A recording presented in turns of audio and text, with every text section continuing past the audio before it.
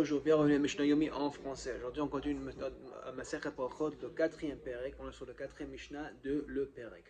Aujourd'hui, on va commencer à parler avec l'attitude que quelqu'un devrait avoir par rapport à la tfila.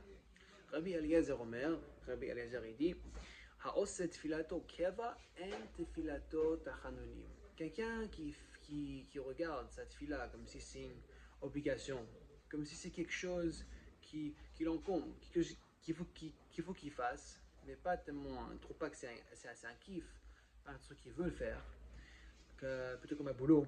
En filato tachanonim. Cette fila, elle n'est pas une appel pour de la miséricorde, elle n'est pas sincère. C'est pas un appel sincère comme ça devrait être. La fila, ça devrait être une appel sincère de le cœur. C'est pour ça d'ailleurs quand on fait la fila, il faut qu'il y ait une concentration de le début jusqu'à la fin. Comme ça, on sait pour sûr que ce serait une fila qui est très très sincère. Rabbi Yoshua Omer, Hamehalech b'makom sakana. Maintenant, on va discuter un cas. Si quelqu'un il est dans un endroit où c'est dangereux de faire toute la Shemona Esrei, il n'a pas de temps, et d'ailleurs il n'a pas de concentration de pouvoir dire toute une tfila en concentration, on applique sur le principe, c'est mieux de dire un peu avec un peu de concentration que beaucoup sans concentration du tout. Dans ce cas-là, Rabbi Yoshua Omer, tu vas dans un endroit quelqu'un qui va dans un endroit qui est de danger, Mikpalel et tefila ktara, il prit une petite fila. Omer, il dit, Hosha Hashem et Amecha et Sherit Israël. Hashem sauve le remnant de ton peuple Israël. Bechol parashat haibur hiutzachechem lefanecha. Que même dans n'importe quelle situation, même si ton peuple ils font des péchés, que leurs besoins ils soient devant toi et que tu réponds à notre appel. Baruch ata Hashem shomei tefila. Ça c'est la tefila ksara et c'est pas celle qu'on a dit dans la Mishnah précédente d'hier de la tefila ksara de la Shemona Esrei. Ça c'était Havinenu.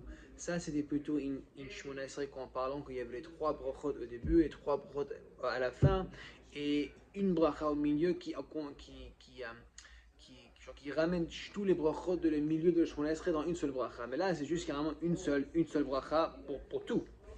Ok, là on passe à Mishnah Hey, le cinquième Mishnah du Perek. Maintenant on discute un concept que tout le monde sait, que quand tu pries Shemona Esrei, il faut qu'on fasse à Eretz Israël. Et si on est en Eretz Israël, il faut qu'on fasse à Jérusalem. Et si on est à Jérusalem, il faut qu'on fasse vers le temple. Et si même on est sur le temple, il faut qu'on fasse vers le Kadosh HaKodashim où il y avait le Aaron HaKodesh. C'est ça, on se base de tout de là-bas. Maintenant, on va discuter un cas. Si c'est impossible, soit de se lever pendant le Shemona Esrei, parce qu'on sait qu'il faut qu'on soit debout tout le long de le Shemona Esrei, parce que ça s'appelle l'Amida. Amida, ça veut dire la prière qu'on soit debout. Et d'ailleurs, il faut que tu fasses à Jérusalem. Qu'est-ce qui se passe si tu es dans une situation et tu ne peux pas ni te fasser vers Jérusalem, ni te mettre debout? Quelqu'un, pendant que le temps de Tfila est venu, le matin, il est en train de monter sur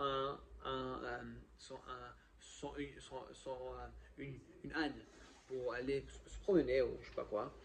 Dans ce cas-là, le Mishnah dit Yared, il faut que tu devrais te descendre pour pouvoir prier. La Gemara explique, ça veut dire que quand il faut que tu descends, s'il y a quelqu'un qui peut tenir ton l'âne, comme ça elle s'échappe pas et tu aurais une concentration de pouvoir bien faire la tfila sans que l'âne elle s'échappe pas. Mais si il peut pas descendre, la Gemara explique que ça veut dire s'il n'y a pas quelqu'un qui peut garder l'âne comme ça elle s'échappe pas, il devrait juste tourner sa tête vers la direction de Yerushalayim pendant qu'il est sur l'âne et il fait cette fila sur l'âne. Et s'il est dans une situation où tu ne peux même pas tourner ta tête, c'est quoi l'exemple? Si celui-là il fait un voyage et il est avec des autres voyageurs et tout le monde ils vont ensemble, c'est beaucoup moins dangereux de faire un un voyage avec plein de gens sur leur propre âne que faire tout seul. Dans ce cas-là, il a peur de tourner sa tête vers Jérusalem parce que eux, tout le monde, ils vont le côté l'opposé. Par exemple, si Jérusalem c'est à l'est, lui il va à l'ouest. Et s'il tourne sa tête vers là-bas, sûrement ils vont continuer sans lui, il va se mettre en danger.